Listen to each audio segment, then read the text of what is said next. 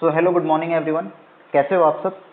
आज बहुत लंबे समय के बाद हम मिल रहे हैं और ये चैनल का नाम हमारा पहले मॉलिक्यूल टू मैन था, अब हमने इसका चेंज करके बायो यात्रा रख दिया है। और इस यात्रा के साथ साथ हम शुरू करेंगे अपने नए चैनल के साथ। और बहुत अफसोस के साथ ये कहना पड़ रहा है कि आपको जैसे पता चल ही गया होगा कि आपका नीट 2026 जो है वो एग्ज़ाम कैंसिल हो चुका है। 3 मई को आपका एग्ज़ाम जो है 3 मई को आपका एग्ज़ाम होता है। 3 मई के बाद हवा उठने स्टार्ट होता है कि एग्ज़ाम का पेपर लीक हो चुका है। एनटीए ने अपने संज्ञान में इसको लिया और एनटीए के अकॉर्डिंग जब एनटीए को ये लगता है कि हाँ ये पेपर लीक हो गया, मतलब स्टूडेंट के चिल्लाने पर एनटीए को ये फील हुआ कि हाँ भाई पेपर लीक हो गया है, कुछ किया जाना चाहिए। एनटीए 12 तारीख को 12 मई 2026 को एक अपना प्रेस रिलीज करता है, एक नोटिफिकेशन रिलीज करता है जिसमें ये मेंशन करता है कि आपका नीट 2026 जो है वो कैंसिल कर दिया गया है।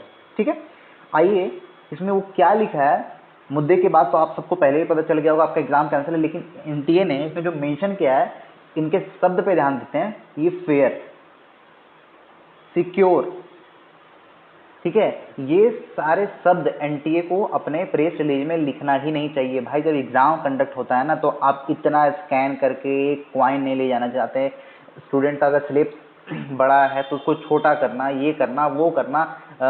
आपका ट्राउज़र लूज होना चाहिए, आप हाथ में नहीं पहन सकते। आप लड़कियों का ये रिंग्स कटवा देते हैं, उसके बाद भी आपका पेपर अगर लीक हो रहा है तो मुझे लगता है कि बाहर वालों का नहीं, यहाँ पे अंदर वाले ही मिले हैं। सच्चाई यही है।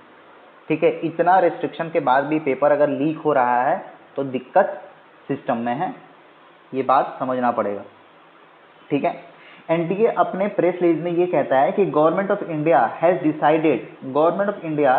Decided to cancel the NEET examination जो कंडक्ट हुआ था 3 मई को, और ये वापस रिकंडक्ट होगा।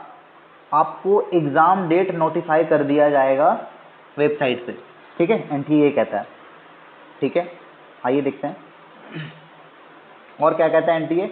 एनटीए कहता है कि भाई ये मैटर जो है हमने सीबीआई को दे दिया है, हमने सीबीआई को ये मैटर सौंप दिया है और हम उनको फुल कोऑपरेट करेंगे मटेरियल में। उसको सारे वो मटेरियल प्रोवाइड करेंगे, रिकॉर्ड प्रोवाइड करेंगे, असिस्टेंस, सारे इंक्वायरी उनको हम प्रोवाइड करेंगे। भाई साहब थोड़ा आराम से, इसका कोई कंक्लूजन नहीं निकलने वाला। मैं आपको आज पहले ही कह देता हूँ, इन बातों पे ध्यान मत देना। मैटर सीबीआई के हाथ में हो, किन्हीं के हाथ में हो, मैटर को कोई खुलासा नहीं होने वाला, ये आपको भी दिख जाएगा अंत तक। ये बस लोगों को शांत करने के लिए बनाया गया। ठीक है, आइए थोड़ा सा और आगे पढ़ते हैं कि इन्होंने क्या लिखा है। हाँ, इसने लिखा है कि अब लोगों को, जितने भी स्टूडेंट जिन्होंने रजिस्ट्रेशन किया था, बात ध्यान समझना, जिन्होंने रजिस्ट्रेशन किया था नीट के लिए, अब कोई फ्रेश रजिस्ट्रेशन नहीं होगा। अगर कोई स्टूडेंट ये सोच रहा है कि मैंने फॉर्म नहीं भरा था, वापस से मैं फॉर्म भर लूंगा, तो नहीं। जिसने 2026 के लिए जो रजिस्ट्रेशन किया था वही as it is copy paste हो जाएगा नेक्स्ट रजिस्ट्रेशन के लिए। आपको दोबारा से कुछ नहीं करना है, आपको फीस भी नहीं देना है। और हाँ, आपको फीस नहीं देना है, सही सुना आपने। और मजे की बात, एनटीए ने आप पे एक बहुत बड़ा एहसान किया है। एनटीए ने आप पे एक बहुत बड़ा एहसान किया है कि आपसे जो एनटीए ने फीस लिया था वो आपको एनटीए रिफंड कर रहा है। एनटीए के हिसाब से एनटीए आप पे बहुत बड़ा एहसान कर रहा है कि एनटीए आपको फीस रिफंड कर रहा है।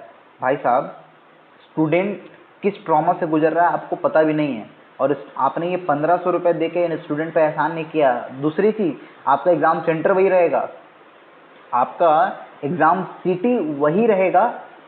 मतलब कि जो स्टूडेंट कोटा में थे, अगर वो कोटा से अपने घर चले गए हैं तो वापस उनको कोटा जाके एग्ज़ाम देना होगा 1500 रुपये में। वहाँ का रहना खाना, जो एनटीए आपसे फीस लिया है 1500-1600 रुपये, उसमें वो एनटीए सब कुछ मैनेज करेगा। भाई साहब, आपने कोई एहसान नहीं किया है।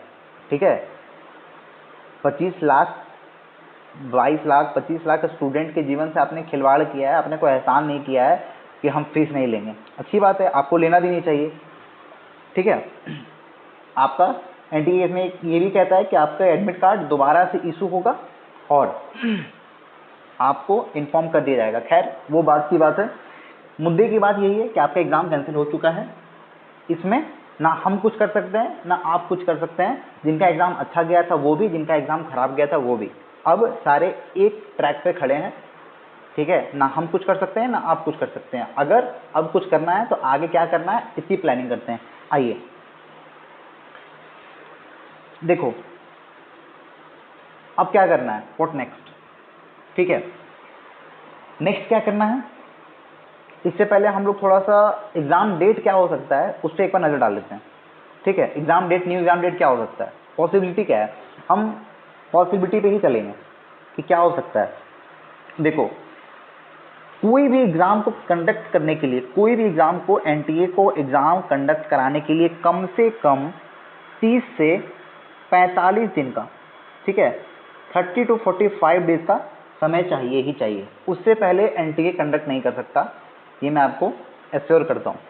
30 से 45 दिन का समय लगेगा ही लगेगा, 30 से 45 दिन का समय, ठीक है, कम से कम। ठीक है, अब बात कर लेते हैं कि भाई 30 से 45 दिन का अगर समय लगेगा तो एग्ज़ाम कब हो सकता है। तो 30 से 45 दिन का हम एक ब्यौरा निकाल लेते हैं। एनटीए का प्रेस रिलीज हुआ 12 तारीख को, मतलब 12 तारीख के बाद, एक महीने से 45 दिन के बाद, ठीक है, हम देख लेते हैं कि संडे किस किस दिन पड़ता है। तो हम ये देखते हैं कि जून में, आपका जून में 7 जून, 7, 14, 21 और 28, ठीक है, ये आपका संडे पड़ रहा है, जिसमें कि मैं आपको ये बता देता हूं कि ये 7 तारीख को एग्ज़ाम पॉसिबल नहीं है। ठीक है, 12 तारीख के ठीक एक महीने के बाद, अगर वहां से आप 12 तारीख से ठीक एक महीने अगर आप देखें तो ये डेट पड़ता है 14 तारीख, ठीक है, और अगर आप 45 दिन देखें तो अप्रॉक्स आपका 28 ऑफ जून, ठीक है, 28 ऑफ जून। तो मुझे लगता है कि कम से कम मिनिमम भी अगर डेट होगा तो 14 जून, और अगर मैक्सिमम गया तो मैक्सिमम तो खैर वो डिपेंड करता है उस पर, लेकिन मेरे अकॉर्डिंग आपका एग्जाम जून में हो जाना चाहिए। तो 14 या 28 यही आपका मोस्ट प्रोबेबली डेट रहेगा। मोस्ट प्रोबेबली अगर मैं आपको ये कहूँ कि एज अ सेफ जोन आप सेफ कंसिडर करके चल सकते हो, तो सेफ आप मान के चलो कि 14 या 21, 14 या 21 आप टारगेट इसको करो, ये टारगेट करो, ठीक है, आपको टारगेट करना है 14 जून को, कि 14 जून को आपका एग्जाम है। एनटीए होपफुली एक सप्ताह के अंदर अंदर, 7 दिन के अंदर अंदर आपको डेट अनाउंस कर देगा, और उसमें से आपको ये देखने को मिलेगा, यही तीनों डेट में से कोई एक डेट आपको देखने को मिल सकता है। 99% की मैं गारंटी दे रहा हूँ, 99% आपका डेट यही रहेगा। ठीक है, 99%। अब करना क्या है, कैसे करना है, उसकी बात करते हैं। व्हाट नेक्स्ट, क्या करें कैसे करें, सिंपल सी हम बात करते हैं।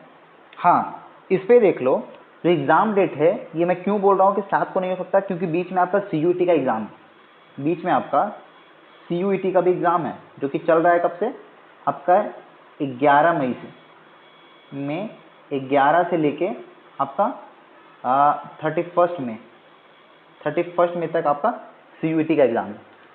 ठीक है, इसलिए मैं बोल रहा हूँ कि आपका एग्जाम जून में होगा, मई में आपका एग्जाम नहीं होगा। 7 जून तक आपका एग्जाम नहीं होने जा रहा, मिनिमम एक महीना, मतलब अगर मैं कहूँ 14 तारीख से पहले आपका एग्जाम नहीं होगा, मिनिमम इनिशियल डेट आप मान के चलो 14 जून को आपका डेट है। उसके बाद अगर बड़ा रिवीजन कर लेना, टेंशन लेने की बात नहीं, जो होगा सबके साथ होगा। ठीक है, अब बात करते हैं अब क्या, व्हाट नेक्स्ट, करना क्या है। देखो यहाँ पे हर लोगों का, हर स्टूडेंट का अप्रोच अलग अलग होगा। जिनके भी मार्क्स इस नीट में जो कैलकुलेट किए होंगे आप आंसर के थे, जिनके भी मार्क्स 600 के अप्रोक्स आ रहे थे, अप्रोक्स 600 के पास आ रहे थे, वो क्या करना है, उनके लिए क्या है कि भाई आप जेईई मेंस का पेपर लगाओ। किसके लिए, फिजिक्स और केमिस्ट्री के लिए। ठीक है, और एम्स का पेपर लगाओ, एम्स का पेपर लगाओ किसके लिए, बायो के लिए। ठीक है, आपको बायो का पेपर लगाना है एम्स के लिए। ठीक है, जिसके भी मार्क्स 612 थे, ये गलती मत करना कि वापस से नीट का पेपर लगाना है। क्यों, मैं बता रहा हूँ, आप इतिहास पलट के देख लो, एग्जाम जब जब भी कैंसिल हुआ है, कब कब कैंसिल हुआ है, आप पलट के देख लो 2015 का पेपर, 2015 का पेपर देख लो, 2024 का पेपर देख लो, 2026 का पेपर देख लो, जो वापस से रिकंडक्ट एग्जाम हुआ है, जाके देख लो, स्टूडेंट को रोना पड़ा है। पेपर बहुत टफ बना दिया गया है और इस बार भी इस भ्रम में मत रहना कि पेपर इजी आएगा या मॉडरेट रहेगा, पेपर टफ रहेगा। ये सच्चाई है, पेपर टफ रहेगा। अगर इसके नीचे भाई साहब, अगर इसके नीचे अगर आप कुछ भी प्रैक्टिस किए तो याद रखना कि आप डेंजर जोन में फंस जाओगे, आप फंस जाओगे।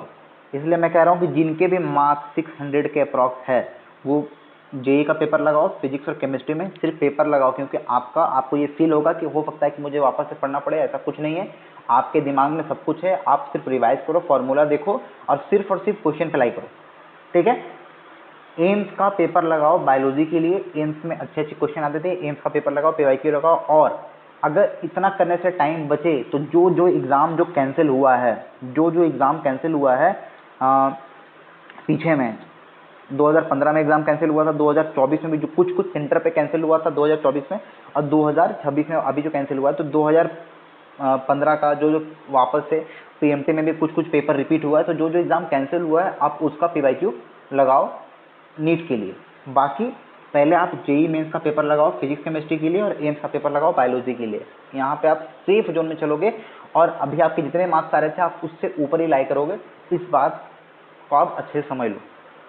दूसरी चीज़, सर जिसके भी मार्क्स 600 से नीचे है, 500 से नीचे हैं, जिनके भी मार्क्स 500 से नीचे हैं उनको क्या करना है मैं बताता हूँ।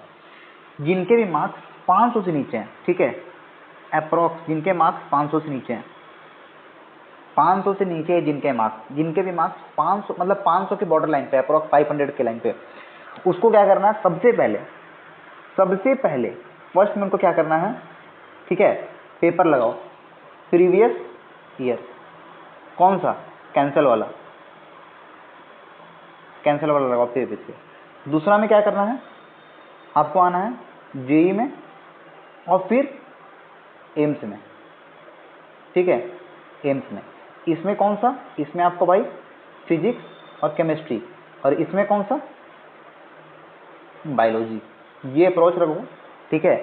500 वाले लाइन का और 600 वाले का सेम ही चलेगा, एकदम सेम चलेगा, आपको उसी पे लाई करना है। जिनके मार्क्स सिलेक्शन बॉर्डर लाइन पे थे वो आराम से इजीली अब कर सकते हैं, बात समझो, वो इजीली आराम से यहाँ से वो 600 प्लस लाना बहुत बड़ी चीज़ नहीं है, क्योंकि अब पेपर टफ आएगा, सब एक बराबर हो चुके हैं, पेपर टफ आएगा, सबके लिए आएगा। अगर वो ये करते हैं तो आराम से वो इजीली 600 क्रॉस कर जाएंगे, दूसरी चीज़, कुछ लोग ये भी भ्रम में होंगे, सर मेरा 350-400 नंबर आ रहा है तो मैं क्या करूँ। उनके लिए जिनका भी नंबर ठीक है 450 से नीचे आ रहा है, मैं कहूँगा उनको टाइम वेस्ट करने की ज़रूरत नहीं है। जिनका भी नंबर 450 से नीचे आ रहा है, अगर आपको लग रहा है कि आप कहीं भी मिस्टेक किए हो, आप ये अगर कर लेते तो मार्क्स चला जाता ऊपर, तो आप उसको पहले करो। लेकिन जिनका भी मार्क्स 450 के आसपास आ रहा है, क्योंकि पेपर बहुत टफ नहीं था, जिनका भी मार्क्स 450 के आसपास आ रहा है या फिर मतलब 400 मतलब इसके नीचे आ रहा है, ठीक है, मतलब ऑलरेडी मान लो कि 400 के नीचे आ रहा है, 400 से नीचे आ रहा है जिनका मार्क्स, मैं कहूँगा आप नेक्स्ट ईयर के लिए प्रिपरेशन करो। नेक्स्ट ईयर के लिए एकदम मैं आपको सीधा बता रहा हूँ, नेक्स्ट ईयर, ठीक है। आपको मेरी बातें कड़वी लग सकती है, लेकिन सच्चाई यही है कि आपको एक्स्ट्रा कुछ समय मिलेगा, यहाँ से आप प्रैक्टिस कर दो, इन लूप में मत फंसो, एग्जाम में अपने फॉर्म भरा, आपको देने का मौका मिलेगा, लेकिन आप नेक्स्ट ईयर करो, सच्चाई यही है। पेपर बहुत टफ आने वाला है, पेपर टफ आएगा, झूठ मूठ का मैं आपको दिलासा नहीं देना चाहता कि हाँ आप 400 से एकदम सीधा 600 से ऊपर चले जाओगे, नहीं। अगर आप 400 आपके मार्क्स आए हैं तो सबसे पहले देखो कि वो 400 अपने से आ गए हैं, आपका वाकई में 400 मार्क्स है। सबसे पहले आपको 400 के लिए पूरा स्ट्रांग होना पड़ेगा, 400 जितना आपका मार्क्स आया है उस चीज़ को पहले रिवाइज करके स्ट्रांग कर लो, और उसके बाद धीरे धीरे आगे बढ़ो और फिर एग्जाम में बैठो, कोई इशू नहीं है, ठीक है।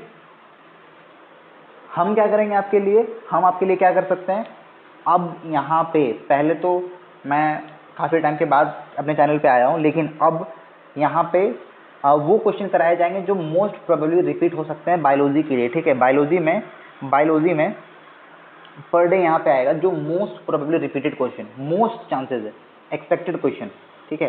एक्सपेक्टेड क्वेश्चन जो है एक्सपेक्टेड क्वेश्चन मैं आपको कराऊंगा यहाँ पे, जो आ सकते हैं, जो आपको नीट में दिख सकते हैं, मैं आपको ढूंढ के सेपरेट करके मैं वो कराऊंगा, और वो चीज़ आपको करना है, ठीक है। और लग जाओ, बहुत टाइम नहीं है आपके पास, अप्रॉक्स 1 मंथ के आसपास आपके पास समय बचा हुआ है, एकदम लग जाओ, ठीक है। तो बायो यात्रा आपके साथ है, इस यात्रा में हम लोग सबको साथ चलेंगे, आपके टेंशन लेने वाली बात नहीं है। और मैं कोशिश करूंगा, क्योंकि बहुत बच्चे डिमोटिवेट होंगे, बहुत स्टूडेंट यहाँ पे लग रहा होगा क्या करें क्या ना करें, तो बहुत जल्दी मैं आपसे मतलब ये प्रॉमिस नहीं कर रहा हूँ कि ये कब करूँगा, लेकिन हाँ ये प्रॉमिस मैं कर रहा हूँ ज़रूर करूँगा।